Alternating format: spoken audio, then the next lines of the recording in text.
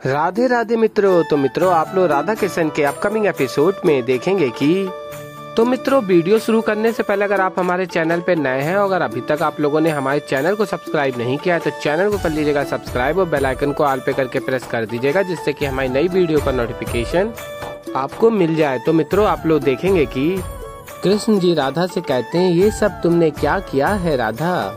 और फिर राधा कहती हैं तो अब हम लोग गोलोक तो जा नहीं सकते, किंतु वहाँ जैसे वातावरण का यहाँ अनुभव तो कर ही सकते हैं ना। और फिर राधा कहती हैं क्या हुआ, तुम ऐसे क्यों देख रहे हो।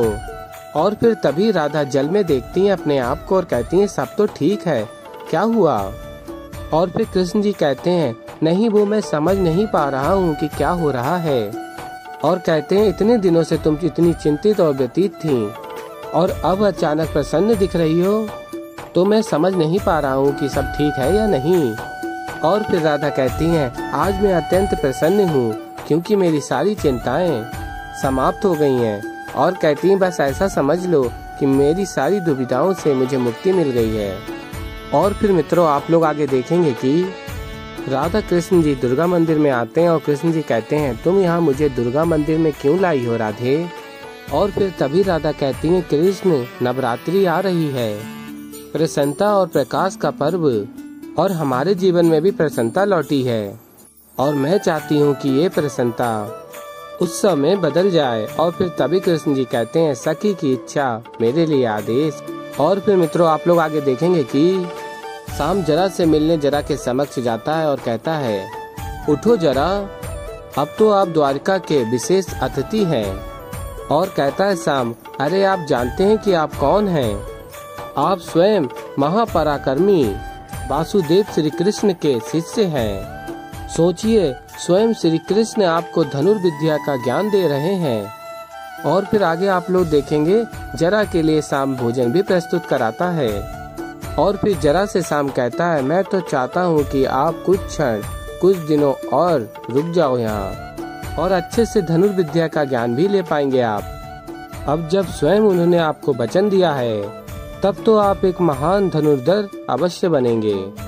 और फिर मित्रों आप लोग आगे देखेंगे कि कृष्ण जी राधा के ऊपर पुष्प बरसाते हैं। और फिर तभी राधा कहती हैं अपनी कला का प्रदर्शन कर रहे हो मेरे समक्ष। और फिर कृष्ण जी कहते हैं नहीं ऐसी बात तो नहीं है। और कहते हैं जिसकी शक्ति से मैं धनुर्विद्या सीख पाया हूँ उसे बस आभार व्यक्त कर रहा हूँ।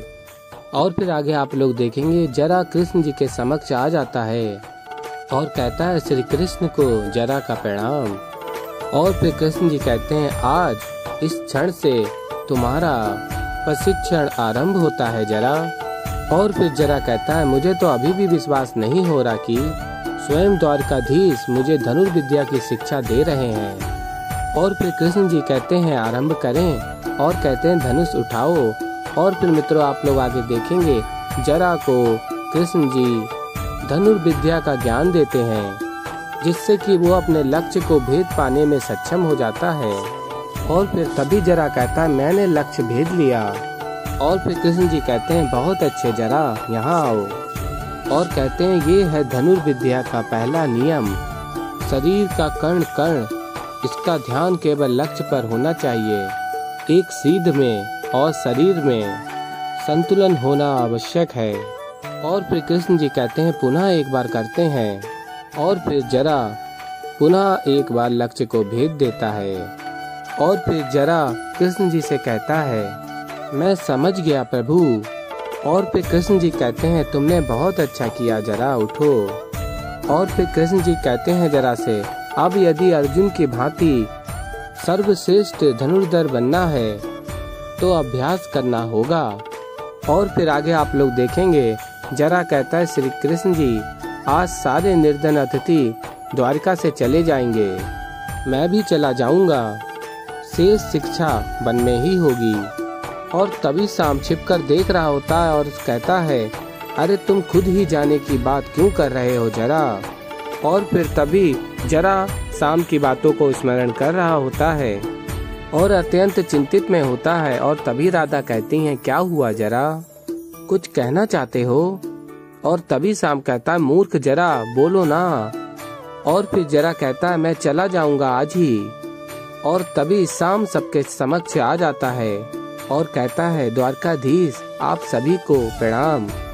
और कहता है श्री राधा पूजा की सारी व्यवस्थाएं पूर्ण हो चुकी हैं। और कहता है द्वारकाधीश आप दोनों को वहाँ बुलाया जा रहा है। और फिर तभी राधा कहती हैं चलें कृष्ण। और फिर तभी शाम कहता है श्री राधा एक विनती थी आपसे। और फिर कहता है जरा तो द्वारकाधीश का शिष्य है, तो क्या आपको भी नहीं लगता कि जरा को इस पूजा में सम्मिलित करना चाहिए, यदि आप दोनों की इच्छा हो तो। और फिर तभी राधा कहती हैं क्यों नहीं जरा, आज तुम द्वारका में रुक जाओ, पूजा में बैठो, चलो हमारे साथ। और फिर मित्रों आप लोग आगे देखेंगे शाम कहता है देखना मैं जरा को तब तक यहाँ से जाने नहीं दूंगा जब तक कि मेरा कार्य पूर्ण नहीं हो जाता। और फिर आगे आप लोग देखेंगे रुक्मणी कहती हैं मुहूर्त हो चुका है राधा कृष्ण जी से, अब आप लोग माता जी के कलश की स्थापना कर दीजिए। और फिर कृष्ण जी कहते हैं अवश्य। और फिर मित्रों आप लोग देखेंगे कृष्ण जी और राधा कलश की स्थापना करते हैं और पूजा करते हैं। और फिर आगे आप लोग देखेंगे अनिरुद्ध कहता है पितामह ऐसा क्यों है कि दुर्गा पूजा वर्ष में केवल 2 बार ही होती है, एक बार अभी और एक बार चैत्र के माह में। और फिर कृष्ण जी बताते हैं इसके पीछे एक कथा है, एक कारण है। और फिर तभी अनिरुद्ध कहता है इसीलिए तो मैंने आपसे पूछा है, मैं जानता हूँ कि आपको अवश्य ज्ञात होगा। और फिर तभी राधा कहती है हाँ कृष्ण तुम्हें तो माता की कथा कहने का अभ्यास है ना, बताओ हमें। और फिर तभी उल्मुख कहते हैं हाँ काका श्री, पूजा के समय यदि इतना बड़ा कारण ना पता हो तो पूजा का पूर्ण फल कैसे मिल सकता है। और फिर मित्रों आप लोग आगे देखेंगे कृष्ण जी कहते हैं अत्यंत रोचक कथा है। और फिर बताते हैं नवरात्रि का ये समय और श्री राम इनका संबंध क्या है, इसके पीछे की कथा। और फिर तभी राधा कहती हैं ये कथा तो तुमने कभी सुनाई ही नहीं, और कहती हैं हम सभी को सुनाओ ना। और फिर कृष्ण जी कहते हैं चलिए आरंभ करते हैं, सभी बैठ जाइए।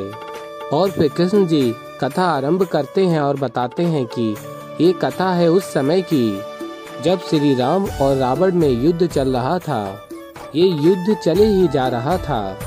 श्री राम ने अनेक अस्त्रों का उपयोग किया किंतु रावण को परास्त ही नहीं कर पा रहे थे, उसका अंत कर ही नहीं पा रहे थे, क्योंकि रावण के अंत के पीछे एक बहुत बड़ा कारण था, एक ऐसा कारण जिसका सीधा संबंध था माँ दुर्गा से।